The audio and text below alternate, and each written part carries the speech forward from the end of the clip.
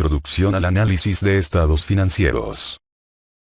El análisis de los estados financieros se basa en métodos de cálculo e interpretación de ciertas razones para evaluar el rendimiento de una empresa.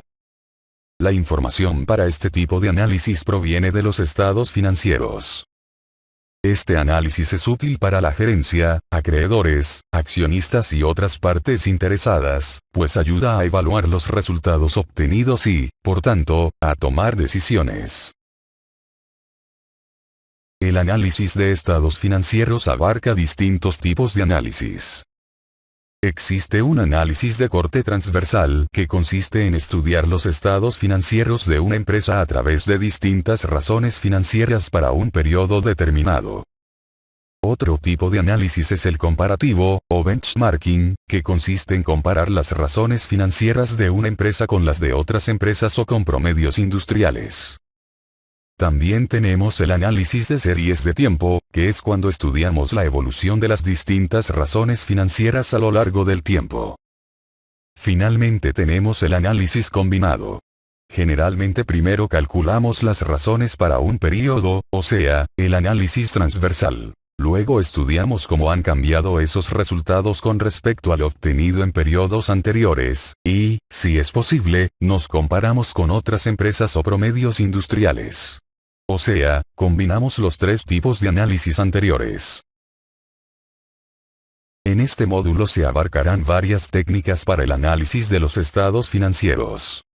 Primero se expondrá el análisis horizontal de los estados financieros. Luego se pasará al análisis vertical de los estados financieros. Luego de los dos análisis anteriores, se pasará a estudiar las principales razones financieras, las cuales son de 4 tipos. Primero tenemos las razones de liquidez.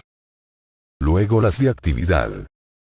Posteriormente las de endeudamiento. Y, finalmente, las de rentabilidad. Cuando efectuamos un análisis de razones financieras, es muy importante tener en cuenta ciertas limitaciones del análisis, o lo que hemos llamado, ciertas precauciones. Lo primero es que vamos a decir que las razones son como los síntomas. Si a una persona le duele la cabeza, ese es un síntoma, y posiblemente no sea el mal en sí mismo. Así, en la empresa, si vemos que la rentabilidad está bajando, ese es un síntoma de que algo está mal. Tal vez estén disminuyendo las ventas. O bien, podrían estar aumentando los costos.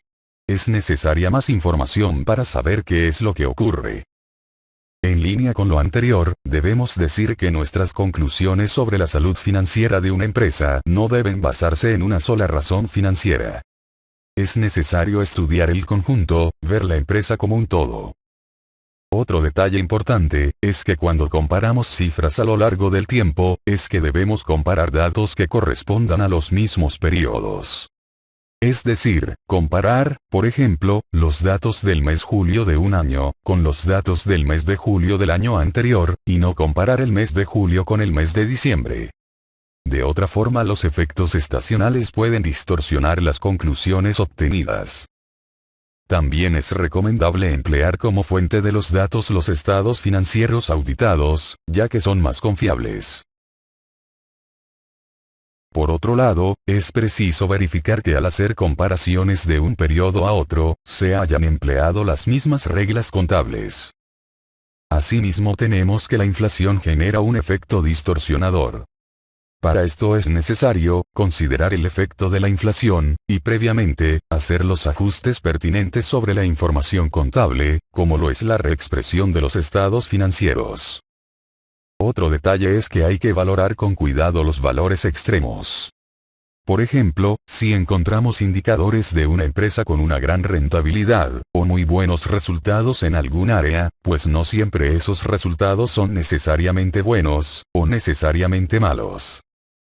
Finalmente, muchas veces cuesta juzgar si un valor de razón financiera es bueno o malo en sí mismo.